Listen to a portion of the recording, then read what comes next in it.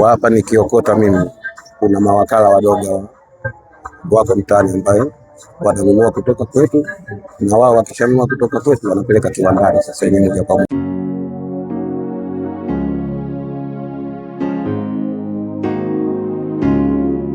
Mtazamaji wa Sango TZ, kama kawaida niliwaambia kwamba nitaanza kuwaletea taarifa ambazo zitakuwa live kabisa. Leo nimeamua kuingia mtaani na kuongea moja kwa moja na watu ambao wanapitia changamoto, hasa wale ambao huwa tunawachukulia kawaida, wale wanaookota makopo. Leo nakuletea baba huyu ambaye ameokota makopo kwa zaidi ya miaka 10 na bado anaendelea. Alianzaje kuokota makopo? Ilikuwaje mpaka akaamua kufanya kazi ya kuokota makopo? Ungana nami moja kwa moja, usisahau kunifollow Sango TZ. Mambo vipi yake? Poa, hali vipi? Salama, kwema. Nashukuru. Mimi naitwa Goodluck Sangwa. Wewe unaitwa nani? Mimi naitwa Yasini Kondo, ila kwa jina la mtaani nalozoeleka zaidi naitwa Mkude. Mkude. Kwa nini Mkude sasa? Mkude ni kwa sababu mimi ni mtu wa Morogoro. Mtu wa Morogoro. Kwa hiyo sisi watu wa Morogoro, ina maana kuna nini niseme, kabila letu yani kuna majina ya asili. Naona bwana, kwa maana wananiita Mkude. Sasa nimekuona ukifanya sisi tunaita kama unafanya usafi wa jiji, unaondoa yale machupa. Wewe hii kazi ulianza lini? Hii kazi ndugu yangu nimeanza kitambo sana. Nimeanza mwaka 2010. Hii kazi nimeanza mwaka 2010. 2010. Ulikuwa ukiokota mpaka sasa hivi? Mpaka sasa hivi. Na ukiokota, kwa mfano ukiokota hapa unafanyaje? Unapeleka wapi? Kwa hapa nikiokota mimi, kuna mawakala wadogo wako mtaani ambayo wananunua kutoka kwetu, na wao wakishanunua kutoka kwetu wanapeleka kiwandani. Sasa ni moja kwa moja. Okay, kwa hiyo wewe ukiokota kumbe unapeleka kwa wakala, ambapo wakala huyo anakulipa wewe. Okay, sasa tuseme umeokota kwa mwezi, unaweza kupata kama shilingi kwa mwezi. Kwa kweli kazi hapa haina makadirio, kwa sababu kuna siku unapata na kuna siku unaona bana. Kwa hiyo kwa maximum tuseme kwa mwezi, kama uliponiuliza,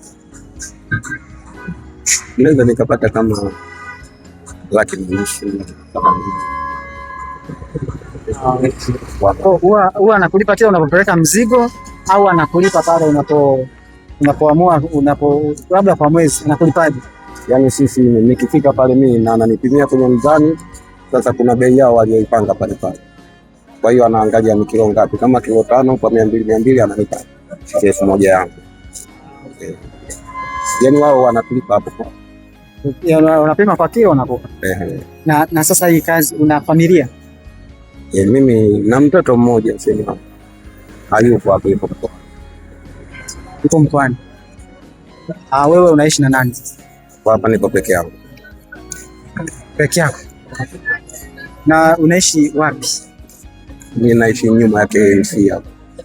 Nyuma ya KMC? Uwanja wa KMC. Unaishi kwenye uwanja? Hapana. Okay. Naishi kwenye nyumba yangu.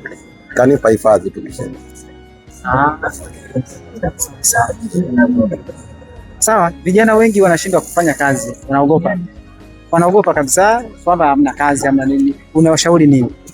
Hebu tazama kamera sasa. Kwa kweli, unajua vijana wengi tumekuwa na aibu, si binadamu tuseme, tumekuwa na. Kuna kazi zingine ndugu yangu hapa mjini unaweza ukazifanya na usiteke. Naona bwana. Sasa kutokana na aibu zetu ndio tunafanya tunaona maisha. Kwa hiyo mimi kwa ushauri wangu, hebu hizi aibu zinginewe nini wangejaribu kujitahidi kuachana nazo. Naona kama mimi kazi yangu hii hapa kweli, ukiangalia sana huaga najisikia aibu, lakini naona sina kitu na sina kazi ya kufanya. Nitafanya nini? Inabidi nifanye hivyo. Kwa hiyo nachowashauri mimi, wajitahidi sana hizo aibu angalia zitawakosi sana. Sasa wewe kipi kilikupelekea ukaanza kufanya usafi, kufanyaje? Mimi kilichonipelekea bwana ni ugumu wa maisha tu. Ni ugumu. Nilitafuta kazi labda za kuajiriwa mimi, inashindikana. Ngoja kwanza. Tunashukuru sana mzee wetu, tunafurahi sana kwa ushirikiano wako. Afande ametuambia tustopishe tuongee naye kidogo, lakini tunashukuru sana. Tulikuwa tuna mengi ya kuongea naye, lakini afande tunamheshimu sana afande. Asante sana mzee. Afande, samahani.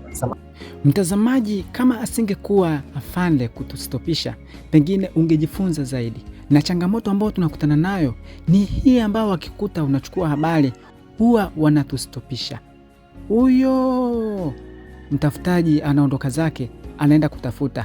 Kama ulivyoona anavyojieleza, wakati mwingine huwa tunahisi wale wanaokuta makopo huwa hawana akili zao, yaani huwa hawako kawaida.